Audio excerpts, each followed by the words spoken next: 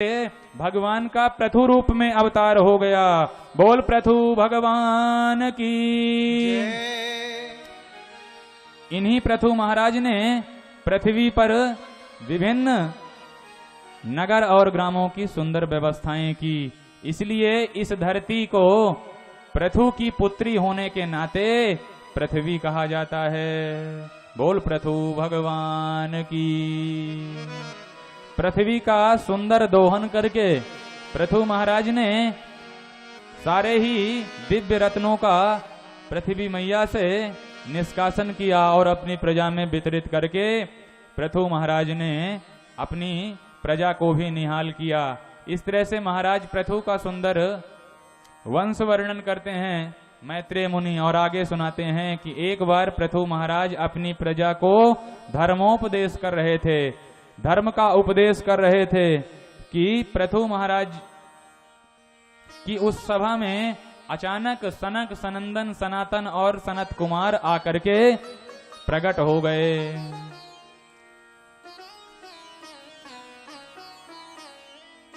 जैसे ही चारों तेजस्वी महात्माओं को पृथु महाराज ने देखा, उनका दर्शन किया, तो पृथु महाराज ने हाथ जोड़ करके उनका अभिवादन किया और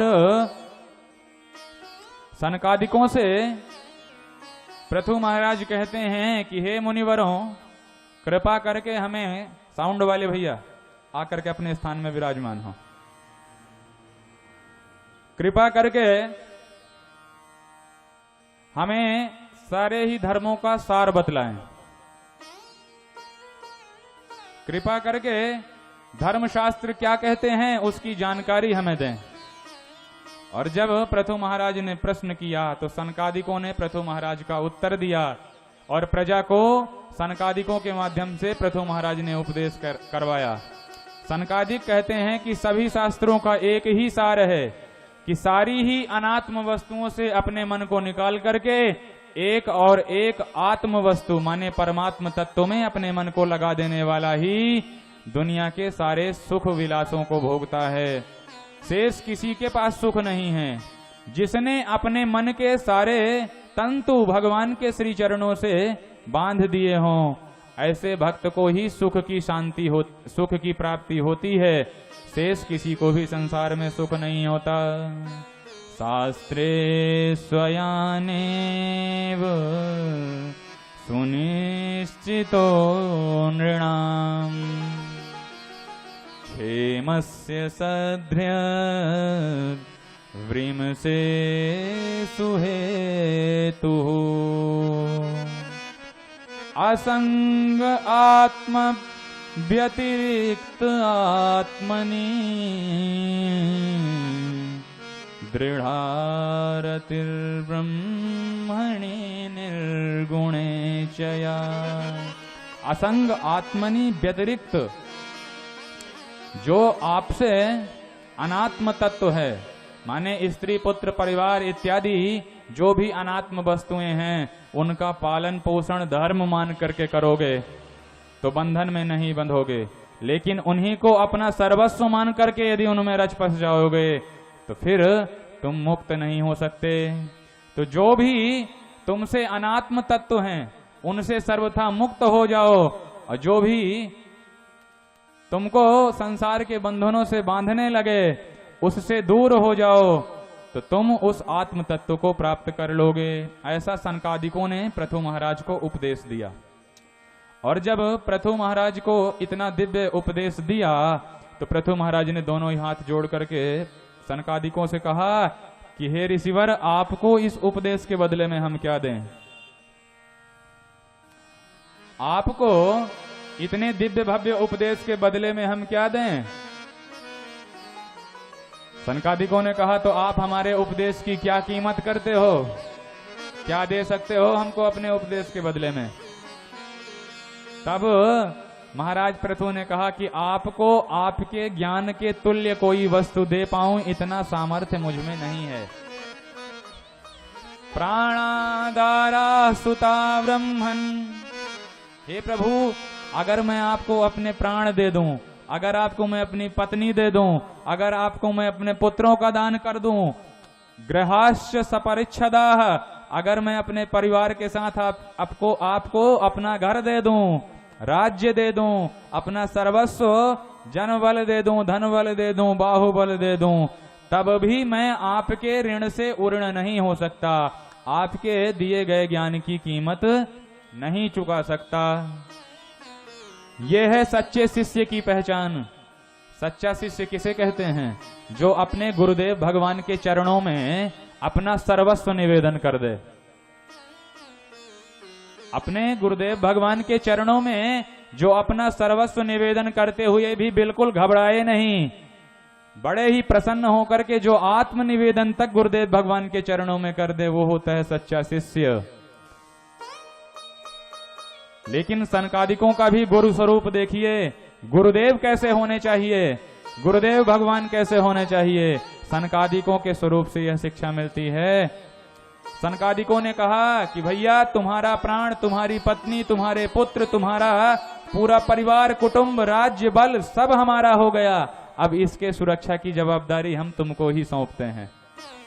सब हमारा है, पर इसको हमारी अमानत मान करके अब तुम अपने पास ही इसे सुरक्षा दो और इसकी रक्षा करो।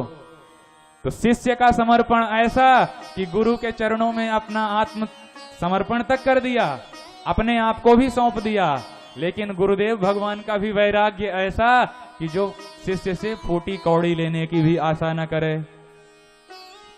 पर आजकल कैसा माहौल चल गया है महाराज कि गलियन गलियन गुरु फिरे। वृंदावन में एक दोहा बोला जाता है कि गलियन गलियन गुरु फिरे, हमसे दीक्षा ले हो और स्वर्ग जाओ चाहे नरक में, धोती रुपया दे हो। गली गली में गुरुजी तैयार घूम रहे हैं शिष्यों का कान फूंकने के लिए, तो फिर उनको चेला भी उसी कैटेगरी के मिलते हैं महाराज कि गुरुजी के जाने के बाद चेला कहते हैं कि बालो भयो गुरु चल बस्यो, चित्त में पड़ गई चैन और छठे महीना हम तो धोती रुपया लेन। तो लोभी गुरु, लालची चेला, दोनों नरक में ठेलम ठेला। बोलो जय श्री कृष्ण। और इस प्रसंग से यह सीख मिलती है कि गुरु का स्वरूप ऐसा हो कि शिष्य के फूटी कौड़ी लेने की भी चाहत न हो, शिष्य का धन लेने की अभीप्सा न हो, और शिष्य का भी स्वरूप ऐसा होना चाहिए महाराज कि गुरु को अपना आत्म निवेदन करते हुए भी उसके हाथ न कांपे। इस तरह से गुरु और शिष्य के स्वरूप का ज्ञान पृथु महाराज के चरित्र से हुआ। सभी उपदेशों का सार यही है कि श्री सीताराम जी के चरणों में, श्री राधे श्याम जी के चरणों में हमारा यह मन लग जाए। भगवान की कथा सुनने का एक और एकमात्र कारण यह है कि जन्म जन्मांतर से इस संसार सागर में भटकता हुआ, संसार के मोह में अटकता हुआ मन भगवान में आकर के रम जाए। इसलिए आइए हम और आप भी भगवान से यह प्रार्थना करें कि हे प्रभु, हमें अपने श्री चरणों में प्रेम प्रदान करो। आइए भाव में भर करके भगवान के सुंदर नाम का आश्रय लें और उसके बाद आगे के कथाक्रम का वर्णन श्रवण करेंगे। एक बात और बतला दें कि आज कथा के क्रम को सीधा नंद महोत्सव तक पहुंचना है। आज भगवान का कथा चरित्र नंदोत्सव तक जाना है और इसलिए भगवान से यह प्रार्थना करें कि हे प्रभु, हमें भी वह सामर्थ्य दो, हमें भी वह आनंद प्रदान करो जो आपने ब्रजवासियों को किया था, जो आपने अवधवासियों को किया था। हम भी उस सुख की अनुभूति कर सकें प्रभु। इतनी प्रभु से प्रार्थना करते हुए भगवान के सुंदर नाम का आश्रय लेते हैं। सीताराम सीताराम सीताराम गाए जा, राम जी के चरणों में मन को लगाए जा। सीताराम सीताराम सीताराम गाए जा, राम जी के चरणों में मन को लगाए जा। सीताराम सीताराम सीताराम गाए जा मेरे राम जी के चरणों में मन को लगाए जा। सीताराम सीताराम सीताराम गाए जा राम जी के चरणों में मन को रमाए जा। छोड़ सब रिश्ते बस मान यही नाता, छोड़ सब रिश्ते बस मान यही नाता। छोड़ सारे रिश्ते बस मान यही नाता, छोड़ सारे रिश्ते बस मान यही नाता। पिता रघुनाथ श्री जानकी माता, पिता रघुनाथ श्री जानकी माता, पिता रघुनाथ श्री जानकी माता, पिता रघुनाथ श्री जानकी माता। इसी भाव गंगा में, इसी भाव गंगा में डुबकी लगाए जा मेरे राम जी के चरणों में मन को लगाए जा। इसी भाव गंगा में डुबकी लगाए जा मेरे राम जी के चरणों में मन को लगाए जा। सीताराम सीताराम सीताराम गाए जा मेरे राम जी के चरणों में मन को लगाए जा। सीताराम सीताराम सीताराम गाए जा मेरे राम जी के चरणों में मन को लगाए जा। श्री सीताराम जी महाराज की, श्री भक्त वत्सल भगवान की।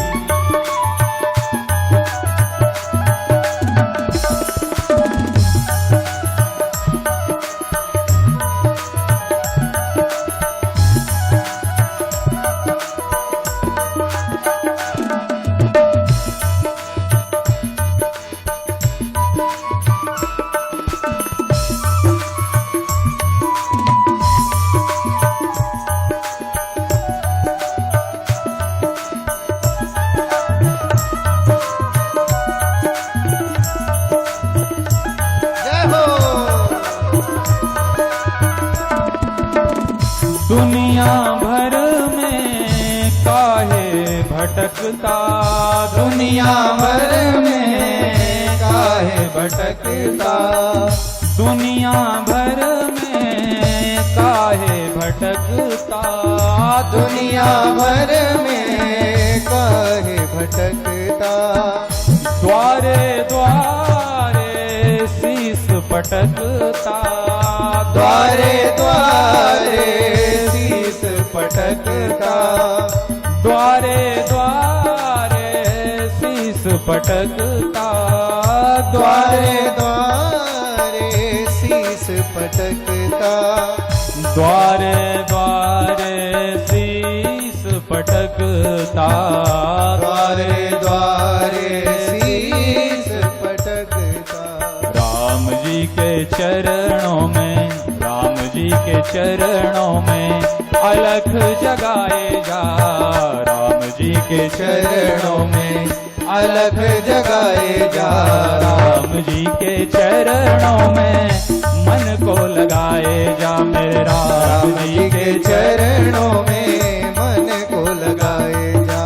सीताराम सीताराम सीताराम गाए जा मेरे राम जी के चरणों में मन को लगाए जा। सीताराम सीताराम सीताराम गाए जा मेरे राम जी के चरणों में मन को लगाए जा। क्या करना आशा जन जन की, क्या करना साजन जन की। क्या करना साजन जन की, क्या करना साजन जन की। दया दृष्टि जब रघुनंदन की, दया दृष्टि अब रघुनंदन की। दृष्टि सिया जीवन धन की, दया दृष्टि सिया जीवन धन की। क्या करना साजन जन की, क्या करना साजन जन की। दया दृष्टि जब रघुनंदन की, दया दृष्टि जब रघुनंदन की। कृपा दृष्टि जब रघुनंदन की, कृपा दृष्टि जब रघुनंदन की। राम जी के चरणों में, राम जी के चरणों में मौज उड़ाए जा मेरे राम जी के चरणों में मन को लगाए जा। राम जी के चरणों में मौज उड़ाए जा मेरे राम जी के चरणों में मन को लगाए जा। सीताराम सीताराम सीताराम गाए जा मेरे राम जी के चरणों में मन को लगाए जा।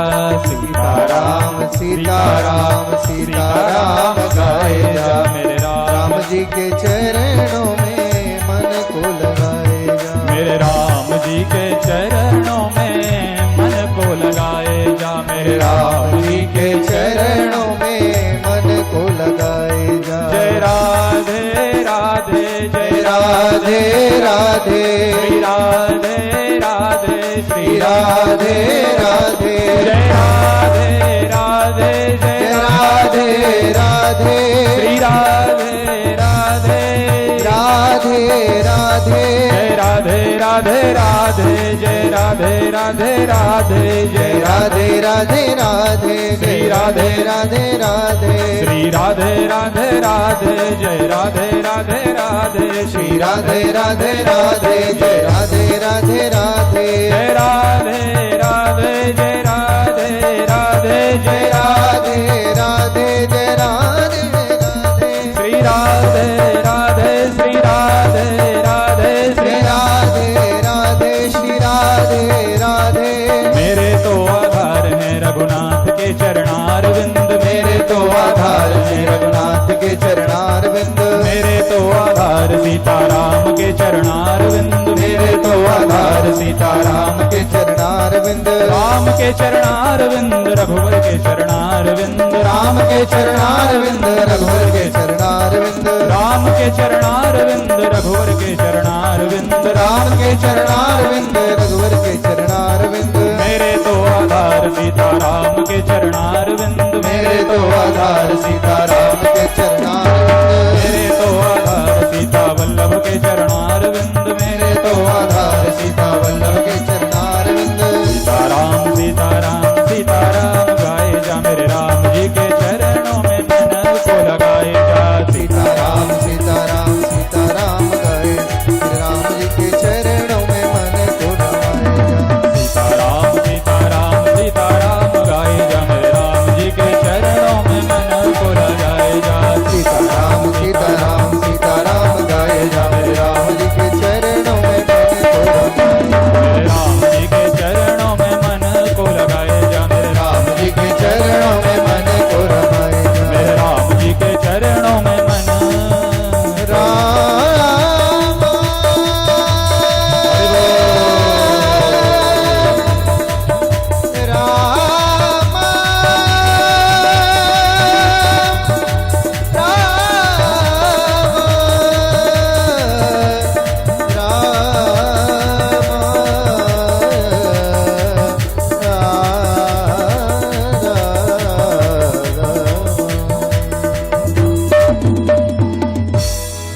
बोल भक्त वत्सल भगवान की जय जय श्री राधे।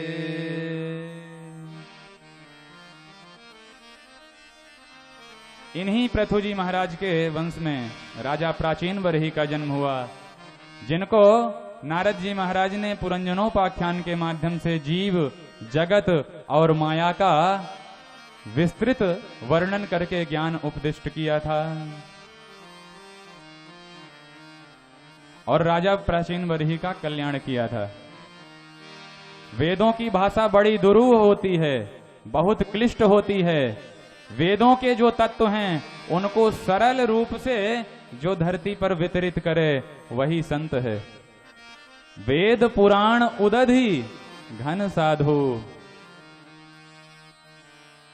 वेद पुराण जो सागर की तरह हैं, उदधि कहते हैं समुद्र को। वेद और पुराण ये सागर की तरह हैं और सागर का जल खारा होता है। सागर में आप अगर सीधे जाकर के पानी पियोगे तो हो सकता है आप आचमन भी ठीक से न कर पाओ, क्योंकि सागर का जल पान करने योग्य नहीं होता, बस वो देखने में आनंददायी होता है। ऐसे ही वेद और पुराण हैं सागर, लेकिन जब उसी सागर से साधु अमृत रूपी तत्व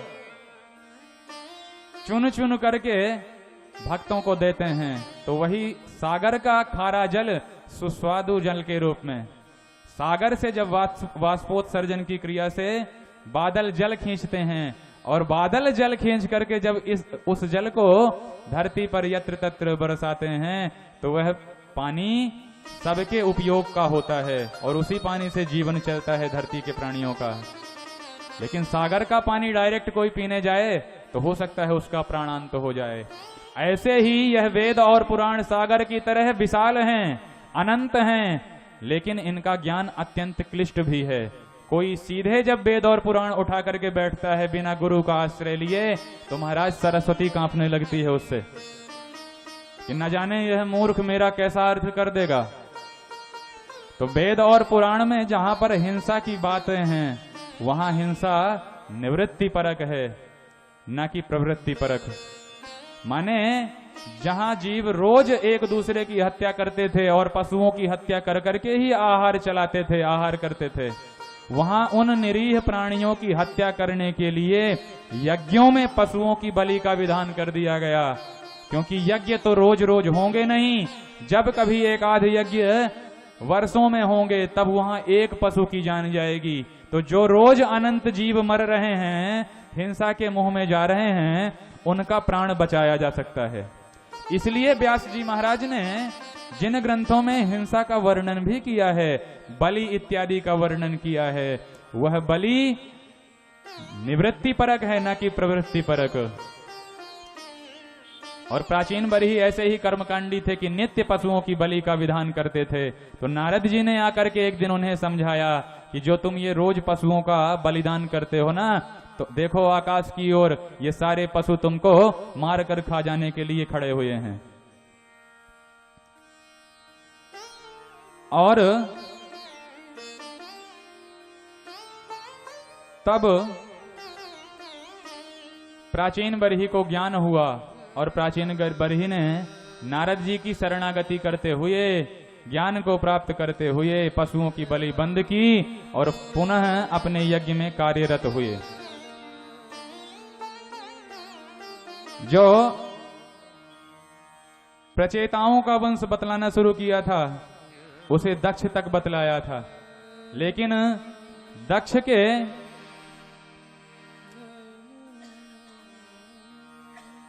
जो प्रचेतागण हुए थे, तो प्रचेतागणों ने वृक्षों की कन्या वारक्षी देवी से विवाह किया था और इन्हीं के वंश में 10,000 पुत्रों का जन्म हुआ। में ही बर्बाद हो जाता है तो मैं धरती में रात होने ही नहीं दूंगा। और रथेन ज्योतिर्मयेन दिनम अपि रजनीम अपि दिनम करिष्यामि, इन्होंने एक ज्योतिर्मय रथ की निर्मिति कर दी, ज्योतिर्मय रथ का निर्माण कर दिया और उस रथ पर बैठ करके 7 दिन तक पृथ्वी की प्रदक्षिणा की, तो 7 दिन तक परिणाम स्वरूप पृथ्वी पर दिन ही बना रहा, रात हुई ही नहीं। रथेन ज्योतिर्मयेन रजनीम अपि दिनम करिष्यामि इति सप्तकृतस्तुस्तरणी मनुपरिक्रामद द्वितीय इव पतंगः, जैसे दूसरा सूर्य प्रकट हो गया हो, ऐसे ज्योतिर्मय रथ का निर्माण करके और 7 दिन तक पृथ्वी की प्रदक्षिणा करी। ब्रह्मा जी ने आकर के समझाया कि देखो भैया, हमारी बनाई हुई एक एक चीज की उपयोगिता है, हमने कोई भी चीज फालतू में नहीं बनाई भाई, तो तुम हठ ना करो, अपना जिद छोड़ दो। और तब प्रियव्रत महाराज ब्रह्मा जी की बात मानते हैं, और चूंकि 7 प्रदक्षिणा कर चुके थे, इसी के फलस्वरूप ये जो पृथ्वी है इसमें 7 द्वीप और 7 सागरों का निर्माण हो गया। 7 द्वीप कौन कौन से हैं? तो जम्बू द्वीप, प्लक्ष द्वीप, सालमल द्वीप, कुश द्वीप, क्रौंच द्वीप, साल्व द्वीप और पुष्कर द्वीप। ये 7 द्वीप हैं। सबसे पहला द्वीप है जम्बू, जिसके राजा बने आग्नेन्द्र। इन आग्नेन्द्र के 9 बेटा हुए, जिन्होंने पूर्व चित्ती अप्सरा से विवाह किया। जम्बू द्वीप का बंटवारा महाराज ने 9 खंड में किया था। आग्नेन्द्र महाराज ने जम्बू द्वीप को 9 खंडों में बांटा है, और पहला खंड अजनाभ खंड है, जिसके राजा बने नाभि, और इन्होंने मेरू देवी से विवाह किया। पुत्रेष्टि यज्ञ कराया तो साक्षात भगवान ही इनके पुत्र ऋषभ बन करके प्रकट हुए। बोल ऋषभ भगवान की जय। इन ऋषभ देव जी महाराज ने इंद्र की बेटी जयंती से विवाह किया और 100 प्रतापी पुत्रों को जन्म दिया, जिनके सबसे बड़े पुत्र का नाम भरत था, और इन्हीं भरत के नाम से इस पृथ्वी का नाम, इस अजनाभ खंड का नाम भारतवर्ष हो गया। महान खलु महायोगी भरतो ज्येष्ठ श्रेष्ठ गुण आसीद्येनेदं वर्षं भारत मिति व्यपदसन्ति। इन महान भरत जी के ही प्रताप से इस भूमि का नाम भारतवर्ष हुआ, और इस भूमि में भरत के जो वंशज हुए उनको भारत कहा जाता है। बोल भारत माता की जय। समय समय पर ऋषभ देव जी अपने पुत्रों को धर्म का उपदेश देते हैं, और धर्म का उपदेश देते हुए ऋषभ देव जी ने अपने पुत्रों को यह ज्ञान दिया कि गुरुर्न सस्यात् स्वजनो न सस्यात् पिता न सस्यात् जननी न सास्यात् दैवं न तस्यान्न पतिश्च सस्यात् नमोचयेद्यः समुपेत मृत्युम् नमोचयेद्यः समुपेत मृत्युम्। न तो वह गुरु सच्चा है, कौन? जो शिष्य को भवबंधन से मुक्त न कर दे। गुरुर न सस्यात् स्वजनो न सास्यात्। वह परवारी जन भी सच्चे नहीं हैं, जो कि अपने संबंधी को खुद से ही बांध करके रखते हैं और मुक्ति का मार्ग प्रशस्त नहीं करने देते। दैवम न तस्यान्न। देवता भी सच्चे नहीं है, कौन? जो जीव को मुक्ति न दें। तो जो ऐसे लोग जीव को मुक्ति नहीं दे सकते और भगवत तत्व का साक्षात्कार नहीं करा सकते, वो शाश्वत नहीं है। शाश्वत सखा कौन है जीव का? तो शाश्वत सखा तो केवल भगवान है, जो भगवान निरंतर अणु अणु में, कण कण में व्याप्त हैं। ईशावास्यमिदं सर्वं यत्किंच जगत्याम जगत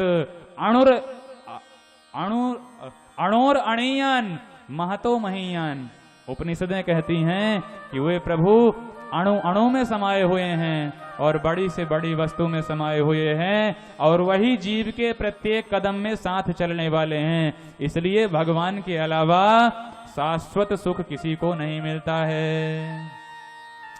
इन्हीं ऋषभ जी महाराज ने अवधूत वृत्ति का आश्रय लेकर के जंगल में जब प्रवेश किया, तो इन्हीं का अनुसरण एक अरहर नाम के राजा ने कर लिया, और वहीं से जैन मत का प्रारंभ हो गया। इन्होंने अवधूत की वृत्ति बना करके जीवन पालन किया, और एक दिन जंगल में आग लग गई। जंगल में आग लगी तो ऋषभ देव जी महाराज का प्राणांत हो गया। अब ऋषभ के पुत्र जो भरत हैं, वह भारत भूमि का कुशल नेतृत्व करते हैं और भारत को सुरक्षित करते हैं। इन भरत जी ने अपने ज्येष्ठ पुत्र सुमति को सत्ता का भार सौंप दिया और पुलहाश्रम में जाकर के भजन करने लग गए। लेकिन उस पुलहाश्रम में एक दिन घूमता हुआ एक हिरण का बच्चा इन्होंने देख लिया। गंडकी नदी में एक हिरणी के गर्भ से सद्योजात हिरण के बच्चे को लेकर के ये आश्रम में आ जाते हैं और वहां हिरण के मुंह में बंध करके जब भरत जी का प्राण अंत हुआ तो भरत जी महाराज ऋषभ देव जी के जो पुत्र हैं भरत जी, इन्होंने हिरण के बच्चे का ध्यान करते हुए और प्राण त्यागा। तो अंते या मति सा गति, अंत में आप जिसका चिंतन करते हुए सृष्टि से जाते हो अगले जन्म में वही बनते हो। तो ऋषभ देव जी महाराज के पुत्र भरत जी ही अगले जन्म में हिरण बने, लेकिन हिरण बन करके भी उनका वह पूर्व संस्कार कहीं गया नहीं। तो अब की बार जब उस हिरण के रूप में भरत जी का दूसरा जन्म हुआ तो एक ब्रह्मनिष्ठ महात्मा के घर में, एक ब्रह्म ज्ञानी महात्मा के घर में प्रकट हुए और वहां उनका नाम पुनः भरत हुआ। लेकिन अब की बार भरत जी ने मन में विचार किया कि इस बार हम दुनियादारी के झंझट में पड़ेंगे ही नहीं। भाई एक बार पड़े तो हिरण बनना पड़ा, अब दोबारा किसी के मुंह में पड़ते हैं तो न जाने क्या बनना पड़े। तो इन्होंने पागल का सा व्यवहार करना शुरू कर दिया और पागल का जब व्यवहार करने लगे, पिताजी ने के पढ़ाते पढ़ाते थक गए, लेकिन भरत जी ने एक भी अक्षर गायत्री मंत्र का ओम तक याद करके जब पिताजी को न सुनाए तो पिताजी ने गुस्सा करके इन भरत जी का नाम रख दिया जड़। इन्हीं का नाम हो गया जड़ भरत। बोल जड़ भरत जी महाराज की। हैं तो यह ब्रह्म ज्ञानी, हैं तो यह परम विद्वान, लेकिन जगत में पागलों का सा विचरण करते हैं और इसी कारण जगत में इनको जड़ भरत जी के नाम से जाना गया। इन जड़ भरत जी के साथ एक दिन रहुगण की मुलाकात हो गई, जहां रहुगण ने इनसे प्रश्न कर दिया। रहुगण ने प्रश्न किया कि कस्तम निगूढ़ चरसी द्विजानाम विभर्षि सूत्रम कतमो वधूतः कस्यासि कुत्रत्य इहापि कस्मात् क्षेमाय नश्चेदसि नोत शुक्लः। एक बार जड़ भरत जी का अपमान रहुगण करने जा रहे थे कि तभी रहुगण को जड़ भरत जी के कंधे पर पड़ा हुआ यज्ञोपवीत दिखाई दे गया और उस यज्ञोपवीत को देख करके रहुगण समझ गए कि हो ना हो यह ब्रह्मनिष्ठ महापुरुष हैं। इसलिए जनेऊ को देख करके ब्राह्मण देवता के चरणों में प्रणाम किया और रहुगण ने प्रश्न किया कि हे प्रभु, अवधूत की सी वृत्ति से विचरण करते हुए आपका परिचय क्या है? क्योंकि प्रभु स्वरूप से आप ब्राह्मण दिखते हैं और दुनिया में मैं किसी से नहीं डरता, लेकिन ब्राह्मणों के क्रोध से मुझे बहुत डर लगता है प्रभु। इंद्र कुलिस मम शूल विशाला, इंद्र कुलिस मम शूल विशाला, इंद्र कुलिस मम शूल विशाला, इंद्र कुलिस मम शूल विशाला।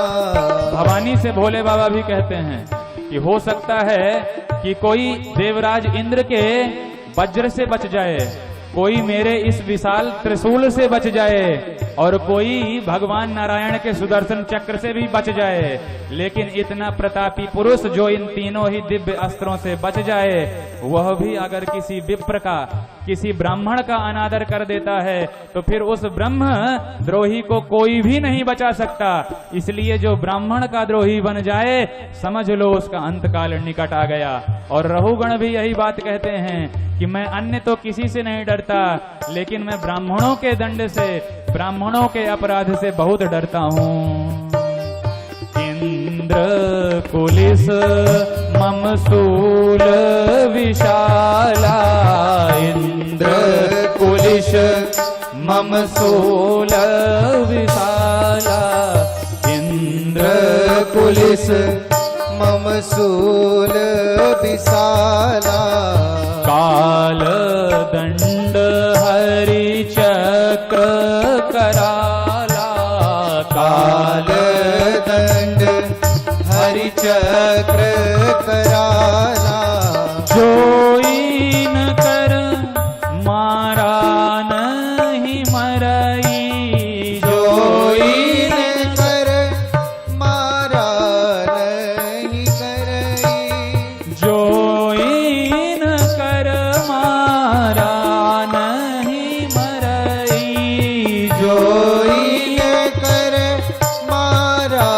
नहीं मरई ब्रह्म द्रोह पावक सो जरई ब्रह्म द्रोह पावक सोजर इंद्र कुलिश मम शूल विशाला इंद्र कुलिश मम शूल विशाला काल दंड